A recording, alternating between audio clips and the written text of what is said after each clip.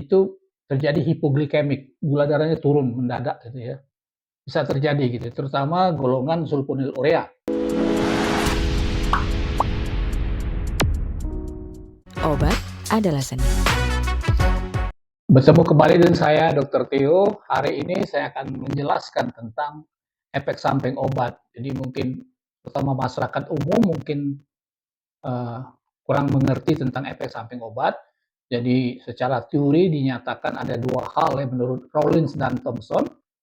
Ada namanya tipe A atau augmented drug reaction, artinya peningkatan, dan tipe A ini bersifat predictable, dapat diduga gitu ya. Jadi Bapak-bapak Ibu sekalian dan para mahasiswa ya dapat diduga. Misalnya timbul pada dosis terapeutik atau dosis yang dianjurkan, aksi farmakologi yang berlebihan, aksi obat yang berlebihan. Misal yang untuk penderita diabetes ya menggunakan obat anti diabetik oral itu terjadi hipoglikemik, gula darahnya turun mendadak gitu ya. Bisa terjadi gitu, terutama golongan sulfonylurea gitu ya. Jadi Bapak-bapak Ibu yang menggunakan itu tolong ingat ya, terutama orang tua biasanya dimulai dari dosis kecil. Kemudian hipotensi, pada penderita hipertensi pada orang tua juga ya biasanya ya, dikasih diuretik. Diuretik itu obat untuk melancarkan buang air kecil gitu ya, sehingga urinnya menjadi banyak gitu ya. Itu yang pertama gitu. Jadi bersifat predictable, dapat diduga sebelumnya karena biasanya yang tipe A ini sudah terjadi pada penelitian-penelitian sebelumnya, baik pada binatang maupun pada manusia. Itu ya kira-kira gambarannya. Kedua adalah efek farmakologi pada tempat lain. Ini misalnya dicontohkan antidepresan trisiklik ya. Antidepresan ini untuk obat-obat depresi yang menimbulkan mulut kering pada pasiennya gitu ya. Morfin atau benzodiazepin ini obat-obat tidur atau golongan psikotropika itu yang menyebabkan depresi respirasi itu atau penekanan pernapasan pada penderita bronkitis akut. Jadi kalau penderita bronkitis hati-hati menggunakan obat-obat ini ya.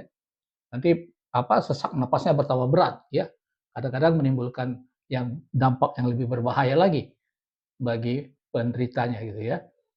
Nah, kemudian ada juga obat yang respon individunya tuh bervariasi sekali. Ya, ada yang sampai 20 kali antar individu. Misalnya warfarin ini obat antikoagulan, artinya untuk anti perdarahan. Ada pasien misalnya dengan satu dosis dia sudah berhenti perdarahannya, tapi ada pasien ditingkatkan sampai 20 kali dosis baru dia berhenti perdarahannya ya. Itu kira gambarannya ya. Nah, yang keempat ini bukan yang keempat. Hal ini diduga ya formulasi atau isi obat sebagai faktor predisposisi. Nah, yang jadi masalah adalah kadang-kadang pasien itu tidak sabar ya. Tidak sabar jadi beberapa pasien itu menggunakan obat jadi 3 kali 1 bukan artinya 1 kali 3 sekaligus 3 dimakan itu jadi berbahaya gitu ya. Jadi yang kedua ketersediaan hayati tidak hanya tergantung pada dosis, jadi jumlah obat yang beredar itu tidak hanya tergantung dosis, tetapi bahan dan obat lain yang berinteraksi. Jadi tolong diingat untuk para calon dokter kalau meresep lebih dari satu obat harus diingat interaksi obatnya itu ya. Jangan yang bersifat potensiasi atau antagonistik. Kalau potensiasi meningkatkan efek samping salah satu obat, tapi kalau antagonistik menghilangkan efek obat lain gitu ya. Yang kedua, harus diperiksa ya. Saluran cernanya meskipun cuma luka di kaki, perutnya harus diperiksa gitu ya. Jadi motilitas saluran cernanya bagaimana? Menurun apa tidak gitu ya. Apalagi kalau nyeri tekan pada daerah ulu hati gitu ya. Dalam arti semua obat yang bersifat asam jangan dimakan berkosong gitu. Kemampuan hati menghancurkan obat, sirkulasi, penurunan eliminasi, akumulasi, dan toksisitas. Jadi kita kenal dalam organ tubuh kita ada dua tempat obat dikeluarkan, ya, diekskresikan, dikeluarkan dari tubuh melalui hati dan melalui ginjal. Jadi pastikan dulu pasien kita itu atau pasien itu tidak ada sakit hati ataupun sakit ginjal.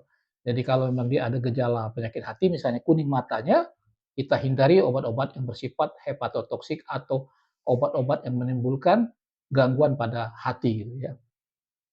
Selanjutnya faktor genetik ya. atau underlying disease yang penyakit yang tidak ketahui merubah sensitivitas target organ terhadap obat gitu ya. Itu yang keempat gitu ya. Selain itu perlu diperhitungkan kelompok resiko gitu ya. Orang tua yang di atas, tergantung negara ya, kita mungkin di atas 55 disebut sudah lansia, tapi di negara maju di atas 65 tahun ya. Jadi kalau orang tua kita mulai dari dosis kecil, kalau bisa jumlah obat tidak lebih dari 3 gitu ya. Anak di bawah 12 tahun dan bayi ini kelompok resiko, kemudian wanita hamil dan menyusui, tidak ada organ. Nah, dan tolong diingat untuk semua para mahasiswa dan yang lain-lain ya, terutama masyarakat umum, eh, tidak semua obat yang baru itu aman gitu ya, aman. Karena kelima kelompok ini tidak boleh diikutsertakan waktu obat itu mau dipasarkan. Waktu obat itu dalam penelitian ya.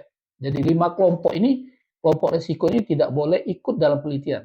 Makanya obat-obat pada anak biasanya terlambat dulu dipakai gitu ya, setelah orang tua dulu gitu ya. Oke. Nah, kemudian gejala khusus obat ini juga yang harus dimengerti ya. Jadi tidak semua obat boleh di stop secara mendadak, itu artinya ya. Gejala putus obat atau withdrawal effect munculnya penyakit semula atau reaksi pembalikan terhadap efek farmakologi obat. Misalnya kortikosteroid, ini obat antiinflamasi ya. Kalau di stop mendadak itu menjadi krisis Edison, yang terbaru malah menjadi depresi kalau dosis besar, kemudian hipertensi berat akan terjadi pada pemberian alpha blocker ya untuk antihipertensi. Kalau di stop mendadak tensinya meningkat bahkan jadi stroke ya. Kemudian agitasi, bingung, takikardi itu terutama obat-obat kejang ya, dan obat-obat tidur gitu ya. Nah, ini adalah tidak boleh diracik obat-obat ini ya. Harus dipisah dalam racikan tersendiri perintahnya, karena kalau di stop mendadak gejala awal akan muncul kembali gitu ya. Itu dulu. Terima kasih telah menonton. Silakan subscribe, like, and share.